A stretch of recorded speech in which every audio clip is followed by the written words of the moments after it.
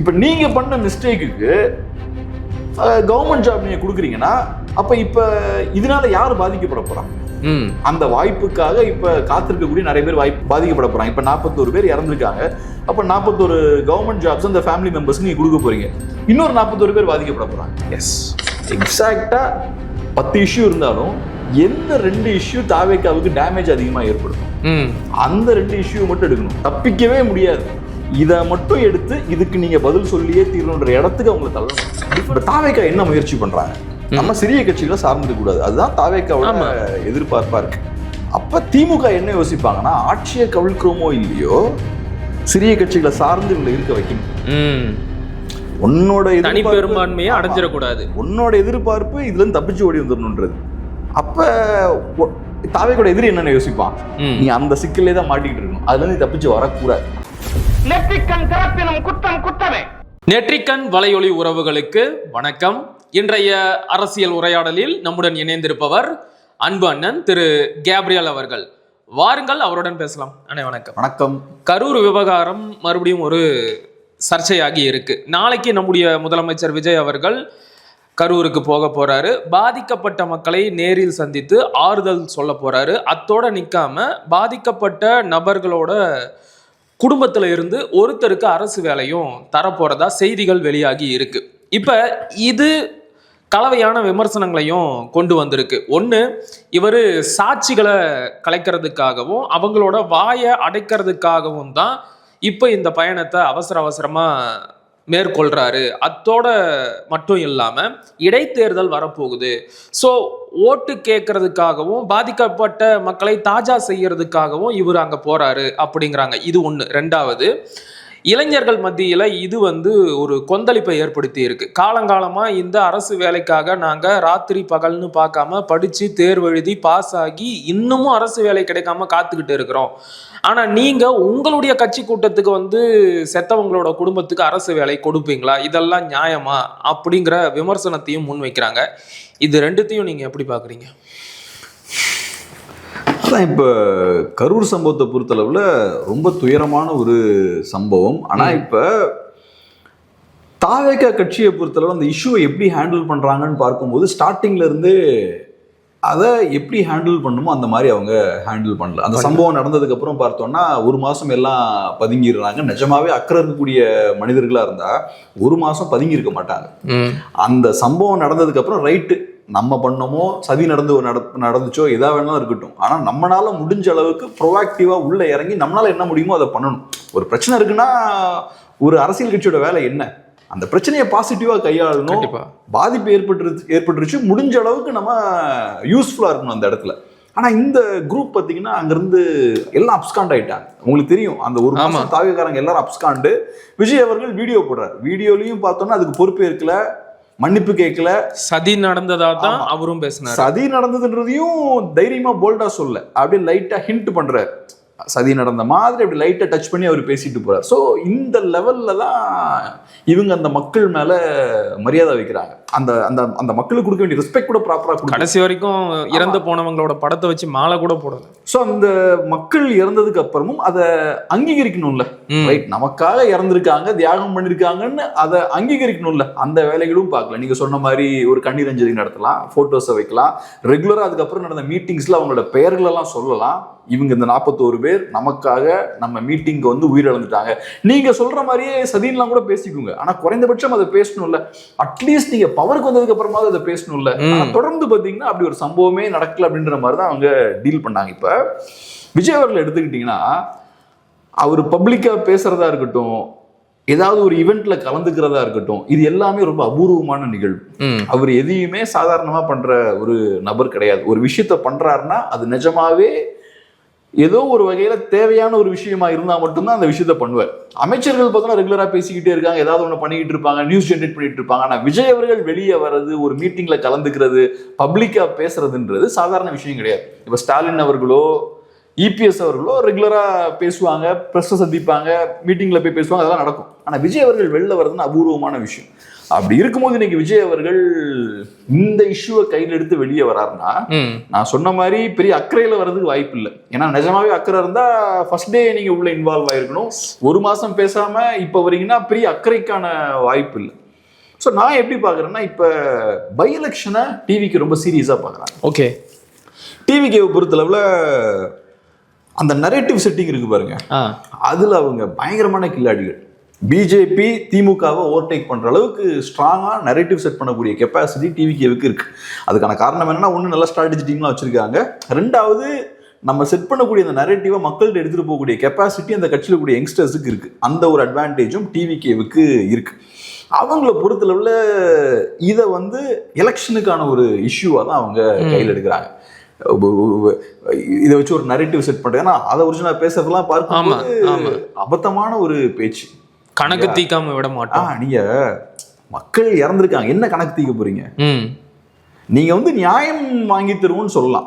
அந்த மக்களை நாங்க மறக்க மாட்டோம், அநீதிக்கு கண்டிப்பா ஒரு விலையை கொடுத்துதான் ஆகணும் தவறு செஞ்சவங்க அப்படின்லாம் நீங்க சொல்லலாம். கணக்கு தீக்காமன்னா அது என்ன? அது கணக்கு தீக்காம விட மாட்டோம். அப்புறம் போலீஸ்காரங்களோட போலீஸ் டிபார்ட்மெண்ட்டா அவங்களோட துணையோட பண்ணிட்டாங்க, அவங்களை யூஸ் பண்ணிட்டாங்க. இந்த மாதிரி அதெல்லாம் கரெக்டான வார்த்தைகளே கிடையாது.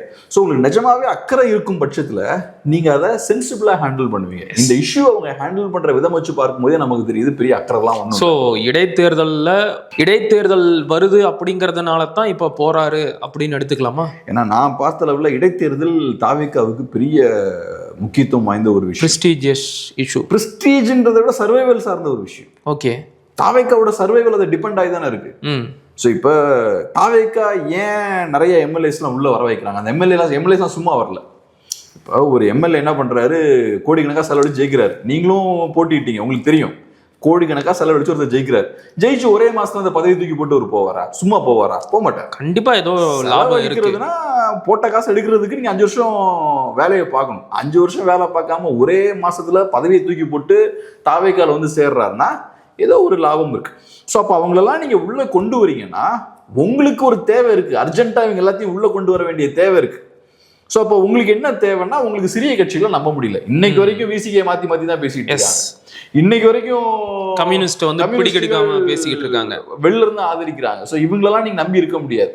அதுவும் போக போக என்ன ஆகும்னா, இப்பயே நீங்க பார்த்தீங்கன்னா மாணிக்கம் தாக்கூர் இப்போ ரீசெண்டா ஒரு பிரஸ் மீட் நடத்துறாரு, நேத்தோ முந்தா நேத்தோ நடத்துறாரு. ஆமா, பிஜேபியை பயங்கரமா கடுமையா எதிர்த்து பேசுறாரு.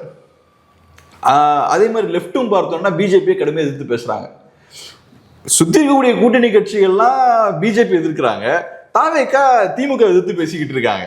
அப்ப ஏதோ ஒரு பாயிண்ட்ல இந்த முரண் சிக்கலை ஏற்படுத்தும். அதுவும் காங்கிரஸ் பார்ட்டினால பிஜேபி எதிர்க்காம இருக்க முடியாது. கண்டிப்பா அவங்க நேஷனல் பார்ட்டி.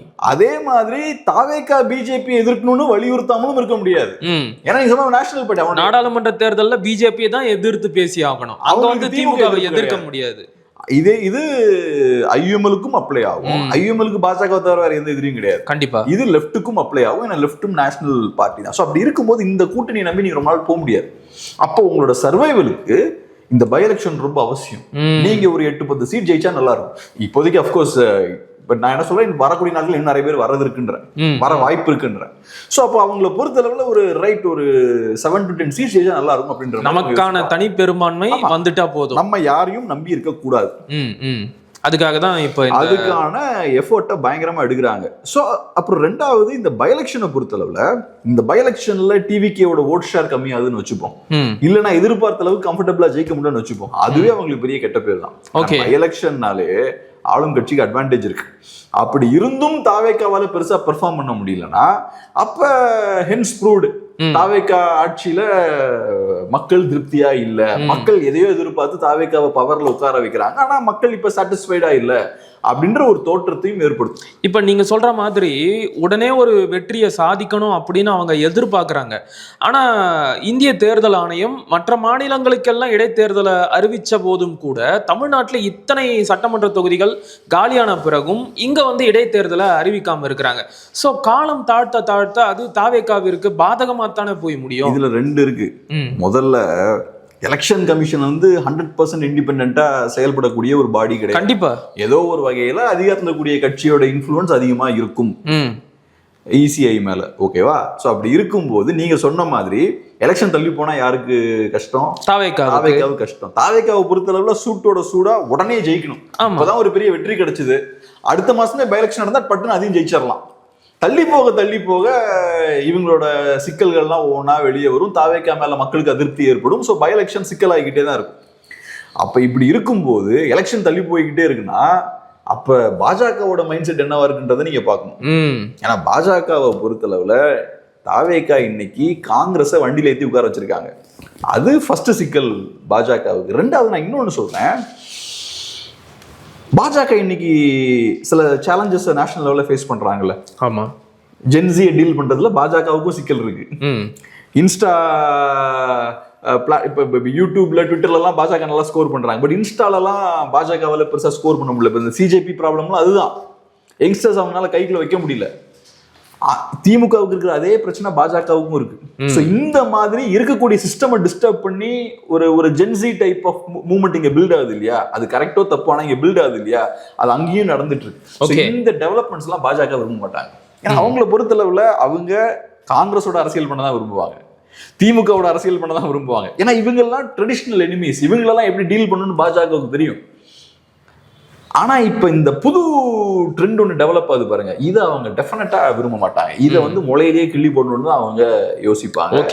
இந்த ஒரு சிக்கலும் இருக்கு. இப்ப முக்கியமா என்னன்னா, இப்போதைக்கு தாவேக்கு ஒரு மாதிரி வண்டியை நகர்த்தி கொண்டு போறாங்க. ராஜ்சபால அவங்களுக்கு உள்ள போறதுக்கு வாய்ப்பு கிடைத்தும் காங்கிரஸ் விட்டு கொடுத்துட்டாங்க. அதுக்கான காரணம் என்னன்னா, ராஜ்சபாக்குள்ள போயிடுச்சுன்னா நீங்க ஸ்டாண்ட் எடுக்கணும். ஆமா, ஒவ்வொரு நேஷனல் இஷ்யூலையும் நீங்க ஸ்டாண்ட் எடுக்கணும். ஸ்டாண்ட் எடுத்தீங்கன்னா உங்களுக்கு சிக்கல் வரும். பாஜகவுக்கு எதிராக எடுத்தீங்கன்னா பாஜக கிட்ட சிக்கல் வரும். பாஜகவை ஆதரிச்சு ஸ்டாண்ட் எடுக்கிறீங்கன்னா தமிழ்நாட்டில இருந்து உங்களுக்கு சிக்கல் வரும். ஸோ அந்த பிரச்சனை இருக்கு. ஸோ அவங்க என்ன பண்றாங்க, இந்த சிக்கலே நமக்கு வேண்டாம், காங்கிரஸ் கிட்ட நம்ம இந்த சீட்டை கொடுத்துருவோம், நீ என்ன வேணாலும் பண்ணிக்க அப்படின்ற மாதிரி பண்றாங்க. ஆனா இதை நீங்க கன்டினியூ பண்ணிக்கிட்டே இருக்க முடியாது. ஸோ பாஜகவுக்கு இப்போதைக்கு தாவேக்காவை ஃபுல்லா அட்டாக் பண்ணலாமான்ற இடத்துக்கு அவங்க இன்னும் வரல. பட் இந்த பை எலெக்ஷன் தள்ளி போறது பாஜகவோட குட் புக்ஸ்ல தாவேக்கா இல்ல அப்படின்றத நம்ம பார்க்கலாம். சரி, இப்ப இன்னொரு பக்கம் இந்த பாதிக்கப்பட்ட குடும்பத்தினருக்கு அரசு வேலை கொடுப்பதும் விமர்சனங்களுக்கு உள்ளாகி இருக்கு. நீங்க எப்படி பாக்குறீங்க? அது கரெக்ட் தான். இப்ப ஒரு வேலைன்றது அதை நம்ம ஏதோ ஒரு 10 ரூபா பணம் மாதிரி நம்ம பார்க்க கூடாது. வேலைன்றது வெறும் ஒரு 30,000-40,000 ருபீஸ் சம்பாதிச்சு கொடுக்கறதுக்கான ஒரு கருவி கிடையாது. ஓகே, ஒரு வேலைன்னா அந்த வேலையை நீங்க பண்ணணும். இப்ப ஒருத்தர இப்ப மகிழனுக்கு ஒரு வேலையை கொடுக்குறோம்னா அந்த வேலைக்கு பொருத்தமான ஆளா மகிழன் இருக்கணும். ஒரு வேலைன்றது சாதாரண விஷயம் கிடையாது. நீங்க அந்த வேலைக்கு ஒருத்தர் அப்பாயிண்ட் பண்ணீங்கன்னா அந்த வேலை ஒழுங்கா நடக்கணும். தமிழ்நாட்டுல இந்த சிக்கல் இருக்கு. ஒருத்தருக்கு ஒரு அநீதி நடக்குது, ஒரு பிரச்சனை நடக்குதுன்னா அதுக்கு காம்பன்சேஷன் ஒரு வேலையை கொடுக்கறது இருக்குல்ல, அந்த கல்ச்சரே எனக்கு தெரிஞ்சு தப்பான கல்ச்சர் தான். ஓகே, ஏதோ ஒரு பிரச்சனை வருதுன்னு வச்சுப்போம், உடனே அரசு காம்பன்சேஷனா ஒரு அரசு வேலையை கொடுக்குறது. ஒரு வேலையை நீங்க அப்ரோச் பண்றது, ஒரு வேலை is equal to monthly 40,000 rupees நீங்க பாக்குறீங்க. அப்படி கிடையாது. ஒரு வேலைக்கு நீங்க ஜஸ்டிபிகேஷன் கொடுக்கணும். அந்த வேலையில நீங்க வேலை பார்க்கும்போது ஒரு மாசம் அந்த வேலையை நீங்க கரெக்டா பண்ணணும். உங்களை விட யாரும் அதை பெட்டரா பண்ண முடியாதுன்ற மாதிரி இருக்கணும்.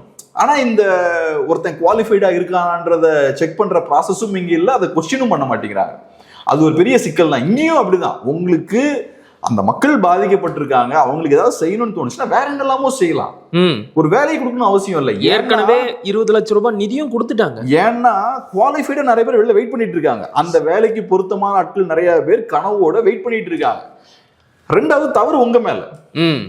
இது 2 பேர் மேலேயும் தவறுன்னு வச்சுப்போம். ஆனா மெயினான மிஸ்டேக் டிவிகே மேல. ஏன்னா நீங்க தான் மக்களை வர வைக்கிறீங்க, நீங்க மக்களை வெயிட் பண்ண வைக்கிறீங்க. ரெண்டாவது அந்த கூட்டத்தை கண்ட்ரோல் பண்றதுக்கு தேவையான கட்டமைப்பும் உங்ககிட்ட இல்ல. அப்கோர்ஸ் கவர்மெண்ட் மேலேயும் தப்பு இருக்கு. என்ன பொறுத்தளவுல கவர்மெண்ட்டுக்கு பர்மிஷன் கொடுத்துக்க கூடாது.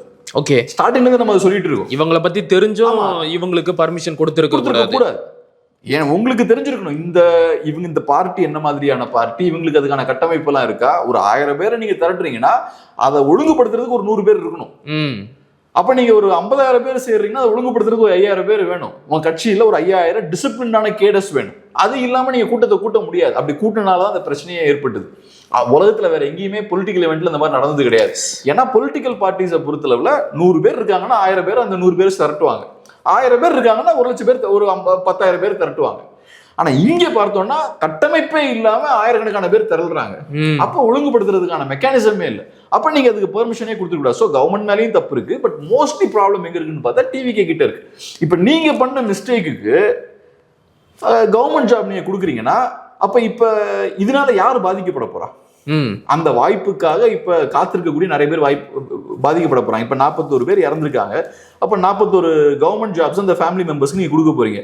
இன்னொரு 41 பேர் பாதிக்கப்பட போறாங்க. எஸ், இதுக்காகவே படிச்சுட்டு காத்துக்கிட்டு இருக்கிறவங்க பாதிக்கப்படுவாங்க. அப்ப இப்ப சொசைட்டி எப்படி இருக்கணும்னா குவாலிஃபைடான ஆட்களை ரிவார்ட் பண்ணணும். இந்த சம்பவம்னு விட்டுருங்க, ஜென்ரலா குவாலிஃபைடான ஆட்களை நீங்க ரிவார்ட் பண்ணணும். அதுக்கேற்ற மாதிரி இருக்கணும். இங்க அந்த மெக்கானிசம் இல்லை. ஜாப்ஸை வந்து ஏதோ ஒரு வெறும் பணம் அப்படின்னு பாக்குறாங்க. ஒரு நிவாரண உதவியா பாக்குறாங்க கவர்மெண்ட் ஜாப்ன்றது. அது உங்களோட லைஃப்ங்க. இப்ப நீங்க இந்த வேலை பாக்குறீங்கன்னா அது உங்களோட லைஃப், என்னுடைய விருப்பம் இது. ஆமா, அப்படி பார்க்கணும். நீங்க ஜாப்ன்றது பணம் மட்டும் கிடையாது. ஜாப்ன்றது காலையில நீங்க ஆபீஸுக்கு போய் 9 மணில இருந்து 7 மணி வரைக்கும் பாக்குறீங்க பாருங்க வேலை, அதுதான் ஜாப். ஸோ அப்போ அந்த வேலையை கரெக்டாக யார் பண்ணுவாங்களோ அவங்களுக்கு தான் அந்த வேலையை நீங்கள் கொடுக்கணும். யார் அதுக்கு தகுதியாக இருக்காங்க, யார் அது கமிட்மெண்ட்டோட இருக்காங்க, அப்புறம் அங்கே யார் நல்லா பண்ணுறாங்களோ அவங்கள தான் நீங்கள் ப்ரொமோட் பண்ணணும். இங்கே அந்த சிஸ்டம் எதுவுமே இல்லை. ஜாப்ன்றது அது நாங்கள் வேற நிறைய வேலைக்கு நான் அதை யூஸ் பண்ணுறேன்ற மாதிரி இருக்குது. ஓகே, இது தவறு தான். இப்போ ஆதவ் அர்ஜுனாவோட பேச்சை நீங்கள் சுட்டி காட்டினீங்க. உண்மையாகவே அது ரொம்ப கடுமையான பேச்சு தான். கரூர் சம்பவத்திற்கு நாங்கள் கணக்கு தீர்க்காமல் விடமாட்டோம், காவல் அதிகாரிகளை கைக்குள்ள வச்சுக்கிட்டு அத்தனை மக்களை கொன்று குவிச்சாரு ஸ்டாலின் சார் அப்படின்னு எல்லாம் பேசுறாரு.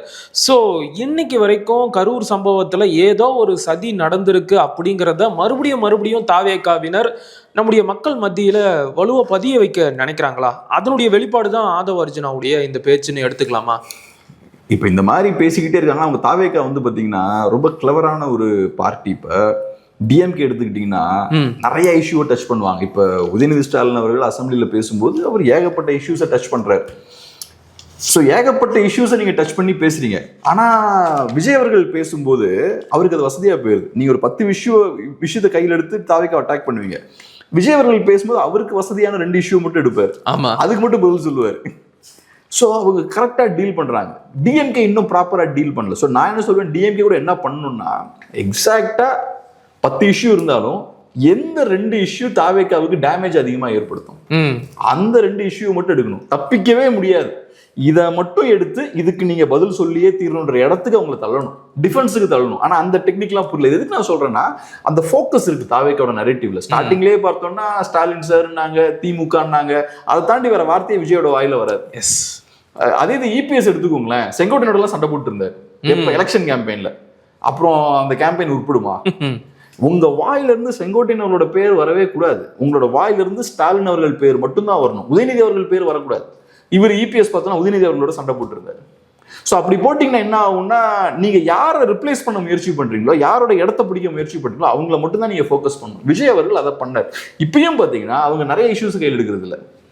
கரூர் சம்பவத்தை கையில் எடுக்கிறாங்க, ஊழல்னு பார்த்தோம்னா சில விஷயத்த கையில் எடுக்கிறாங்க, சில விஷயங்களை ஃபோக்கஸ்டாக அவங்க கையில் எடுக்கிறாங்க. அதே மாதிரி திமுக அதிமுக கூட்டணி வைக்க முயற்சி பண்ணாங்கன்ற இஷ்யூ அன்னையிலேருந்து இன்னைக்கு கையில் எடுத்துக்கிட்டே தொடர்ச்சியா பேசிக்கிட்டே இருக்கிறாங்க. ஏன்னா அவங்களுக்கு கிளியரா தெரியும் என்ன பேசினா நமக்கு லாபம் கிடைக்குமோ, அறுவடை நம்ம பண்ணலாம், அந்த இஷ்யூத்தை மட்டும் தான் கையில் எடுக்கிறாங்க. எதுக்காக திமுக பிளஸ் அதிமுக இஷ்யூ கையில் எடுத்துக்கிட்டே இருக்காங்க? அது ஒன்றும் ஆக்சுவலா பெரிய இஷ்யூ கிடையாது. எலெக்ஷன் முடியுது, முயற்சி பண்ணாங்க, நடக்கல, முடிஞ்சு போச்சு. முயற்சி பண்ணாங்கன்னு சொல்ல முடியாது. எப்பவுமே எலெக்ஷன் முடிஞ்சா, எலெக்ஷன் முடிஞ்சாலும் சரி, எலெக்ஷனுக்கு முன்னாடியும் சரி, எல்லா ஃபார்முலாவும் கணக்கு போட்டு பார்ப்பாங்க. எல்லா கட்சி எலெக்ஷனுக்கு முன்னாடி இந்த கூட்டணி சாத்தியமா, அந்த கூட்டணி சாத்தியமா, அதிமுக பிளஸ் பாமக இந்த இது, அப்புறம் இதுல இவரை சிஎம்மா வைக்கலாமா, அவரை சிஎம்மா வச்சு ஒரு புது அலைன்ஸ் ஃபார்ம் பண்ணலாம், இப்படி நிறைய முயற்சிகள் எடுப்பாங்க. அதே மாதிரி எலெக்ஷன் முடிஞ்சதுக்கு அப்புறம் ஒரு மாதிரி சிக்கலான ஒரு ரிசல்ட் வருது, அங்கேயும் நிறைய ஃபார்முலாஸ் போட்டு பார்ப்பாங்க. ஃபார்முலாஸ் போடுறதாலேயே அது ஒரு சீரியஸான முயற்சின்னு கிடையாது. சில ஃபார்முலாஸுக்கு வின்னிங் ப்ராபபிலிட்டி 1% தான் இருக்கும். பட் இருந்தாலும் ட்ரை பண்ணி பார்க்கலாம் தான் நினைப்பாங்க. அந்த விஷயம் நடந்திருக்கும்னு நிறைய பேர் சொல்றாங்க. எம்ஏபிபி கூட சொல்றாரு. சோ அப்ப நடந்திருக்கும்னு வச்சுப்போம். அத இன்னைக்கு வரைக்கும் பேசிக்கிட்டு இருக்க வேண்டிய தேவை என்ன? சோ இன்னைக்கு வரைக்கும் பேசிட்டு இருக்க வேண்டிய தேவை என்னன்னா அதிமுகவை காலி பண்ணணும்னு பாக்குறாங்க. எஸ், திமுக காரன் இதை பத்தி கவலைப்பட மாட்டான். திமுகவை பொறுத்தளவுல அதிமுக திமுக ஃபுல்லா இருக்காங்க. ஸோ திமுகவும் அதிமுகவும் ஒரு அண்டர்ஸ்டாண்டிங்ல இருந்தாங்கன்ற நரேட்டிவ் ஸ்ப்ரெட் ஆச்சுன்னா திமுக ஒரு பிரச்சனை கிடையாது. ஆனா அதிமுக அது காலி பண்ணி. ஆமா, அங்கிருந்து வரவங்க எல்லாம் இதே காரணத்தை சொல்லிட்டு தான் தாவேக்காவுல சேர்றாங்க. அதிமுகவை பொறுத்தளவுல திமுக தீய சக்தி. திமுகவோட ஒட்டும் இருக்கக்கூடாது, உறவும் இருக்கக்கூடாது. திமுகவோட ஒருத்தன் மறைமுகமான டீலிங்ல இருக்கான்னா அதை அதிமுக தொண்டன் ஏத்துக்க மாட்டான். சோ அதனாலதான் இந்த நியூஸை பரப்பிக்கிட்டே இருக்காங்க. அவங்களோட டார்கெட்டே இப்ப திமுக கிடையாது, அதிமுக தான் அடிச்சு காலி பண்ணிட்டு இருக்காங்க தாவேக்கா. சோ எதுக்கு இதை நான் சொல்றேன்னா, தாவேக்கா ஒரு இஷ்யூவை கையில் எடுக்கிறாங்கன்னா அதனால நமக்கு ரிட்டர்ன்ஸ் இருக்குமான்னு பார்த்தா கையில் எடுக்கிறாங்க. ரொம்ப கால்குலேட்டடா எடுக்கிறாங்க. இப்ப திமுக அப்படி இருக்காது. தாவேக்காவுக்கு ஒரு 20% இருக்குன்னா 20 எடுத்து பேசிக்கிட்டு இருப்பாங்க ஒவ்வொரு சைட்ல. இவங்க அப்படி இல்லை, எல்லாத்தையும் டச் பண்ணல. ஸோ கரூர் இஷ்யூவை ரொம்ப சீரியஸா கையில் எடுக்கிறாங்க. ஏன்னா அதுல ஒரு கான்ஸ்பிரசி ஆங்கிள் இருக்கு, அதுல ஒரு இமோஷன் இருக்கு. எலெக்ஷன் முன்னாடி பேசவே இல்லை கரூர் இஷ்யூ பத்தி. ஸோ அப்போ அவங்களுக்கு தெரியுது எலெக்ஷன் முன்னாடி பேசினா அது லைபிலிட்டியா மாறின்னு தெரியுது. ஸோ அப்போ பேசல, எலெக்ஷன் முடிஞ்சதுக்கு அப்புறம் இப்போ அதை கையில் எடுக்கிறது. ஏன்னா இப்போ பவர் இருக்கு, ஒன்றும் நமக்கு பிரச்சனை. ஸோ தைரியமா இன்னைக்கு கையில் எடுக்கிறாங்க. அவங்க ஒரு விதமான ஒரு கான்ஸ்பிரசி, ஒரு பதட்டத்தை கிரியேட் பண்ண அதை யூஸ் பண்றாங்க. ஆனா திமுக வந்து இந்த விஷயத்த சரியா ஹேண்டில் பண்ணலையோ அப்படின்னு தோணுது. ஏன்னா ஆதவ அர்ஜுனாவோட பேச்சை எதிர்த்து அவசர வழக்காக உச்சநீதிமன்றத்திற்கு போயிட்டு அமைச்சருடைய பேச்சுக்கும் முதலமைச்சருடைய பேச்சுக்கும் உச்சநீதிமன்றம் ஒரு டைரக்ஷனை வழங்கணும். குற்றம் சாட்டப்பட்டவர்கள் இப்படி பொதுவெளியில கரூர் சம்பவத்தை பத்தி பேசக்கூடாது அப்படின்னு வழக்கு போட்டு வாதாடி இருக்கிறாங்க. உச்சநீதிமன்ற நீதிபதிகளும் கடுமையான எதிர்ப்புகளை தெரிவிச்சிருக்கிறாங்க. கருத்துரிமைக்கு நாங்க எப்படி ஒரு டைரக்ஷனை சொல்ல முடியும்? ஒரு முதலமைச்சர் தன்னுடைய ஸ்டேட்ல இந்த இடத்துக்கு போகணும் போகக்கூடாதுன்னு நாங்க எப்படி சொல்ல முடியும்? உங்களுடைய அரசியல் சண்டையெல்லாம் வெளியில வச்சுக்கோங்க அப்படின்னு சொல்லி கடுமையான கண்டனங்களை தெரிவித்த உடனே இவங்க அந்த வழக்கையும் வாபஸ் வாங்கிட்டாங்க. ஆரம்பத்துல இருந்தே இந்த கரூர் விவகாரத்தில் திமுக வந்து சரியா ஹேண்டில் பண்ணாம லூஸ்ல விடுறாங்களோ? திமுக பவர்ல இருக்கும்போது அந்த இஷ்யூவை சரியா ஹேண்டில் பண்ணல, எதிர்கட்சியா இருக்கும் போதும் அந்த இஷ்யூவை சரியா ஹேண்டில் பண்ணல. பவர்ல இருக்கும் போதே விஜய் அவரோட நேம் ஆட் பண்ணிருக்கணும்ல எஃப்ஐஆர்ல. அன்னைக்கான தேர்தல் நெருங்கும் நேரம் அவருக்கு அது சிம்பத்தியா மாறிடும். சிம்பத்தியா மாறுன்றதுக்காகலாம் இல்ல, அவங்க ஆக்சுவலா தாவேக்காவை தப்பிக்க வைக்கிறாங்க. ஓகே, நான் அப்படிதான் பாக்குறேன். அவங்க நிஜமாவே தாவேக்கா ஒரு எதிரியா பார்த்திருந்தாங்கன்னா தாவேக்கா அவங்க கிரஷ் பண்ணிருக்கலாம். அந்த டைம்ல பரவலா இருந்த ஒரு பார்வை என்னன்னா, விஜய் அவர்கள் ஏடிஎம்கே ஓட்ஸ் தான் உடைக்கிறார். இன்ஃபேக்ட் அவர் ஏடிஎம்கே ஓட்ஸ் தான் உடைச்சாரு. ஆனா என்ன மாத்தி நடந்திருக்குன்னா, விஜய் அவர்கள் ஏடிஎம்கே ஓட்ஸ் உடைச்சாருன்றதை விட ஏடிஎம்கே விஜய் அவர்கள் ஓட்டு உடைச்சது.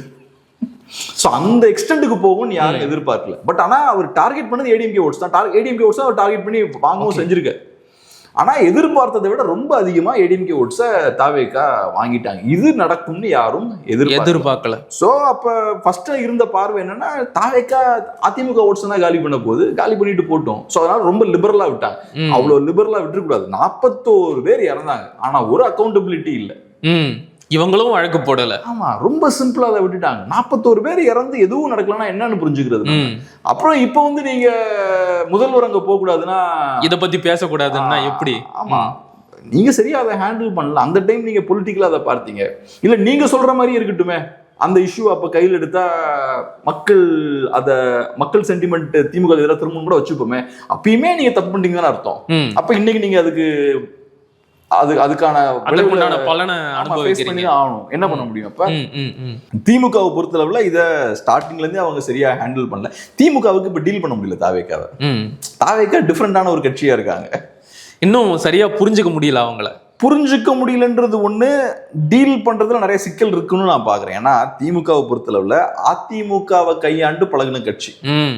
அதிமுகவை எப்படி டீல் பண்ணணும்னு தெரியும். அவங்களோட இந்த மீடியா கட்டமைப்பா இருக்கலாம், அவங்களோட பார்ட்டி கட்டமைப்பா இருக்கலாம், இது எல்லாமே 50 வருஷமா அதிமுகவை சண்டை போட்டு பழகின கட்டமைப்பு. அதிமுகவை சண்டை போடுறதுக்கு ஏத்த மாதிரி அமைக்கப்பட்ட கட்டமைப்பு. இன்னைக்கு இந்த கட்டமைப்பை வச்சு நீங்க அதிமுகவோட தான் சண்டை போட முடியும். ஓகே, தாவேக்காவோட சண்டை போட முடியாது. தாவேக்காவோட சண்டை போடணும்னா அவங்க கட்டமைப்பு இன்ஃப்ராஸ்ட்ரக்சர் எல்லாம் மாத்தணும். அதுலதான் வந்து தடுமாறுறாங்க. அதை மாத்தினாலும் பண்ண முடியுமான்னு தெரியல. ஏன்னா தாவேக்கா கிட்ட பெரிய இளைஞர் படை இருக்கு. இல்ல இவங்களும் தான் ஜென்சி டிஎம்கேவை கட்டமைச்சுக்கிட்டு இருக்காங்க. அதே டிஎம்கே ஃபேமிலிஸ்ல இருந்து வரக்கூடிய யங்ஸ்டர்ஸ் தானே அவங்க. அவங்க ஒன்றும் பெரிய திமுகவால இன்ஸ்பயர் ஆன புது ஃப்ரெஷ் பிளட் எல்லாம் கிடையாது. ஜென்சி கூட்டத்தை நீங்க பார்த்தீங்கன்னாலே, திமுகவோட அந்த ஜென்சி குரூப்பை பார்த்தீங்கன்னாலே மோஸ்ட்லி அவங்க எல்லாம் திராவிடியன் பேக்ரவுண்ட்ல இருந்து வந்தவங்க தான். ஆமா, இப்போ நீங்க கம்யூனிஸ்ட் பார்ட்டி பார்த்தீங்கன்னா யங்ஸ்டர்ஸ் நிறைய பேருக்கு லெனின், ஸ்டாலின் எல்லாம் பேர் வச்சிருப்பாங்க. அதான் அப்பா அம்மா எல்லாம் கம்யூனிஸ்ட் பார்ட்டில இருந்திருப்பாங்க. அவங்க சின்ன வயசுல இருந்தே கம்யூனிஸ்டாவே இருப்பாங்க. ஏறக்குறைய அந்த மாதிரியான ஒரு குரூப் தான். இன்ஃபேக்ட் இந்த குரூப்பால பெரிய லெவல்ல அவங்க பேசக்கூடிய அரசியல் இருக்குல்ல. ஸோ இந்த மாதிரியான ஆட்கள் எப்படி இருப்பாங்கன்னா ரொம்ப எக்ஸ்ட்ரீமா அரசியல் பேசுவாங்க. அவங்க பார்த்தீங்கன்னா ஒரு சைடில் எல்ஜிபிடி கியூவால் சப்போர்ட் பண்ணுறதா இருக்கலாம், இன்னொரு சைடில் பயங்கரமாக திராவிடம் பெரியாரியம் பேசலாம். ஏன்னா ஃபேமிலியாக நீங்கள் ஒரு ஐடியாலஜிக்குள்ள போயிட்டீங்கன்னா அது ரொம்ப ஃபோக்கஸ் ஆகிடும். அந்த ஐடியாலஜி ரொம்ப வெறித்தனமாக பிடிக்க ஆரம்பிச்சிடும். ஸோ இவங்கெல்லாம் வந்து பொதுப்படையான இளைஞர்கள் கிடையாது, காலங்காலமாக அரசியலில் இருந்த குடும்பத்தினரோட பிள்ளைகள். அது அப்படி இருக்காங்க, அதுல எதுவும் தப்பு இருக்கிறதா நான் பார்க்கல. ஆனால் இவங்கனால பொதுமக்கள்கிட்ட ஒரு விஷயத்தை கொண்டு போய் சேர்க்க முடியாதுன்னு நினைக்கிறேன். ஓகே, அதுக்கு தேவையான ஒரு ஃப்ரெஷ்னஸ் இருக்காது. இது ரொம்ப எக்ஸ்ட்ரீமான கேரக்டர்ஸாக இருப்பாங்க, ஒரு சின்ன சர்க்கிள் ஐசோலேட்டடாக இருக்கலாமே தவிர மக்கள்கிட்ட ஒரு விஷயத்தை கொண்டு போறதுக்கு இவங்க உபயோகப்பட மாட்டாங்கன்றது பாயிண்ட். இன்னும் 6 மாசத்துல ஆட்சி கலைஞ்சிரும் அப்படின்னு ஸ்டாலின் வந்து தொடர்ச்சியா பேசிக்கிட்டு இருக்காரு, இப்பவும் பேசுறாரு. இத்தனை நாட்களாக ஸ்டாலின் மட்டுமே சொல்லிக்கிட்டு இருந்த இந்த கருத்தை இப்ப எடப்பாடி பழனிசாமியும் பேச ஆரம்பிச்சிருக்கிறாரு. இன்னும் 6 மாசம் கூட இந்த ஆட்சி தாங்காது, தாவேகாவுடன் கூட்டணியில் இருக்கின்ற கட்சிகளே இந்த ஆட்சியை கவுத்துறோம் அப்படின்னு பேசியிருக்கிறாரு. எனக்கு என்ன கேள்வி அப்படின்னா, இது எல்லாத்தையும் இவங்களுடைய தொண்டர்களை உற்சாகப்படுத்துறதுக்காக மட்டும்தான் பேசுறாங்களா, இல்ல பின்னணியில இந்த ஆட்சியை கவிழ்க்கிறதுக்கான வேலையிலையும் ஈடுபட்டு இருக்கிறாங்க? கவிழ்க்கிறாங்கன்னே வச்சுப்போம். இபிஎஸ் அது என்ன பண்ண போறாரு? சரி, ஆட்சியை கவிழ்த்துட்டீங்க, அடுத்து வாட் நெக்ஸ்ட்? இப்ப அவருக்கு வந்து ஒரு தெளிவு கிடைச்சிருக்கும்ல, என்ன பண்ணலாம் அப்படின்னு. என்ன பண்ண போறாருன்னு நான் கேட்கிறேன். அதுக்கப்புறம் தனக்கான வாய்ப்பை பயன்படுத்தி மேலே ஏறலாம்னு நினைக்கிறாரோ என்னவோ. ரீஎலெக்ஷனால ஃபேஸ் பண்ண முடியுமாங்க? அதான் என்னோட பாயிண்ட். அதிமுகவுக்கு அந்த ஸ்ட்ரென்த்தே இல்ல. எப்படி ஃபேஸ் பண்ண முடியும்? இப்பதான் ஒரு எலெக்ஷனை ஃபேஸ் பண்ணி காசு விட்டுருக்கீங்க. கடைசியா நீங்க எப்ப ஆட்சியில இருந்தீங்க? 21 ஆட்சியில இருந்தீங்க, 5 வருஷமா ஆட்சியில இல்ல. 21 காசு செலவழிச்சிருப்பீங்க, 24 காசு செலவழிச்சிருப்பீங்க, 26 காசு செலவழிச்சிருக்கீங்க. ரிசல்ட் எல்லாமே பிளாட். இப்ப இன்னொரு பை எலெக்ஷன் வரும்போது நீங்க காசு செலவழிக்க முடியுமா? உங்களால ஃபைட் பண்ண முடியுமா? இப்ப காசு செலவு பண்ற பெரும் தலைகள் எல்லாமே தாவேக்காவுக்கு போயிருச்சு. ஆமா, எல்லாம் அங்க போயிட்டாங்க, திமுகவுக்கும் போயிட்டாங்க நிறைய பேர். ஆமா, இப்ப என்னன்னா, ஒரு எலெக்ஷன் சந்திக்கிறதுன்றது சாதாரண விஷயம் கிடையாது. இந்த கட்சிகள்லாம் பாத்தீங்கன்னா எல்லாம் இந்த போண்டா கோழி மாதிரி தான், பெரிய பவர்ஃபுல்லான கட்சிகள்லாம் கிடையாது. காசு செலவழிச்சா அவங்க இந்த கட்சி ஃபங்க்ஷன் ஆகும். ஒரு கட்சிக்கு ஒரு 2 எலெக்ஷனை ஃபேஸ் பண்ண முடியும், 2 எலெக்ஷன் ஃபேஸ் பண்ண வேண்டிய இடத்துல 6 எலெக்ஷன் ஃபேஸ் பண்ண முடியாது. ஓகே, ஸோ அதனால இப்போ இன்னொரு விஷயமும் சொல்றேன். எலெக்ஷன் ரிசல்ட் வர்றதுக்கு முன்னாடி வரைக்கும் அதிமுக தான் திமுக எதிர்ப்புக்கான பிரதான கட்சிகள் எல்லாம் நினைச்சிட்டு இருந்தாங்க. ஸோ அந்த நம்பிக்கையில திமுக எதிர்க்கிறவங்க நிறைய பேர் அதிமுக ஓட்டு போட்டாங்க. இன்னைக்கு பிரதான திமுக எதிர்ப்பு கட்சி தாவேகா தான் நிரூபணம் ஆயிருச்சு. அப்ப நாளைக்கு எலெக்ஷன் போகும்போது நீங்க நேத்து இருந்த பொசிஷன்ல இருக்க மாட்டீங்க. எலெக்ஷன் நடக்குதுன்னா தாவேகாவுக்கும் திமுகவுக்கும் தான் நரேட்டிவ் செட் ஆகும், அதிமுக காலத்துல இருக்க மாட்டாங்க. ஸோ அப்படி இருக்கும்போது ஒண்ணு நீங்க ஃபீல்டுல இல்ல, ரெண்டாவது நீங்க இன்னொரு எலெக்ஷனை ஃபேஸ் பண்ணணும்னா 2 பெரிய கட்சியோட சண்டை போட வேண்டியிருக்கும். நீங்க ஓகே, இன்னும் நிறைய பணத்தை செலவழிக்க வேண்டியிருக்கும். இந்த சிக்கல்லாம் இருக்கு. ஸோ என்னை பொறுத்தளவில் இவங்க அதுக்கெல்லாம் ரெடியா இருக்க மாட்டாங்க. இப்போ உடனே அடுத்தது அதனால நான் கவர்மெண்ட்டை வீழ்த்தணுன்ற பிளான்ல கூட இருக்க மாட்டாங்கன்றதான் என்னோட நம்பிக்கை. திமுகவுக்கும் இது ஓரளவுக்கு பொருந்தும். ஆனா நான் எப்படி பாக்குறேன்னா, திமுகவை பொறுத்தளவுல இப்ப தாவேகா என்ன முயற்சி பண்றாங்க, நம்ம சிறிய கட்சிகளை சார்ந்துருக்க கூடாது, அதுதான் தாவேகாவோட எதிர்பார்ப்பா இருக்கு. அப்ப திமுக என்ன யோசிப்பாங்கன்னா, ஆட்சியை கவிழ்க்கிறோமோ இல்லையோ சிறிய கட்சிகளை சார்ந்து இவங்களை இருக்க வைக்கணும். உன்னோட பெரும்பான்மையை அடைஞ்சிடக்கூடாது, உன்னோட எதிர்பார்ப்பு இதுல இருந்து தப்பிச்சு ஓடி வந்துடணும்ன்றது.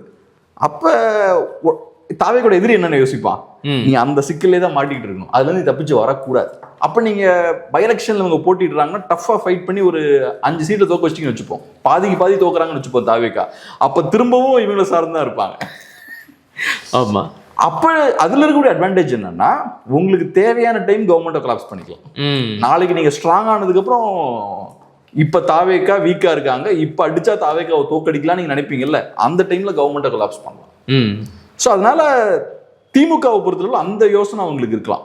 தாவேகா எதிர்பார்க்கிறது நடக்கக்கூடாது, தாவேகா சுதந்திரமா செயல்படணும், நம்ம யாரையும் சார்ந்திருக்கூடாது எதிர்பார்க்கறாங்க, அதை நடக்க விடக்கூடாது. அதை முறியடிக்கிறதுக்கு இந்த வேலைகள் பார்க்கலாம். ஆனா எடப்பாடி பழனிசாமியோட கருத்துலையும் ஒரு உண்மை இருக்கிற மாதிரி தான் தெரியுது. தாவேகாவை அவங்க கூட இருக்கிற கூட்டணி கட்சிகளே கவிழ்த்து விட்டுடுவாங்க அப்படிங்கிறாரு.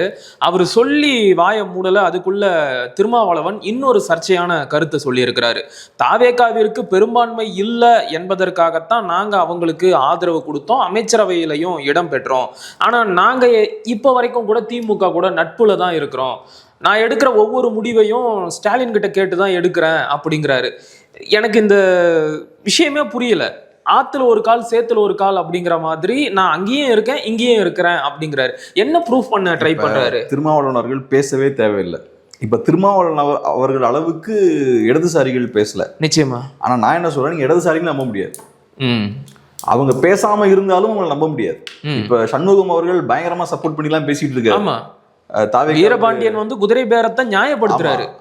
முதலாளித்துவ சமூகத்துல இப்படித்தான் நடக்கும்னு அதுக்கு ஒரு தத்துவ விளக்கம் கொடுக்குறாரு. அதான் அது ஒண்ணும் புதுசு இல்லை, கம்யூனிஸ்ட் தோழர்கள் இப்படிதான் பண்ணிட்டு இருக்காங்க தொடர்ச்சியா.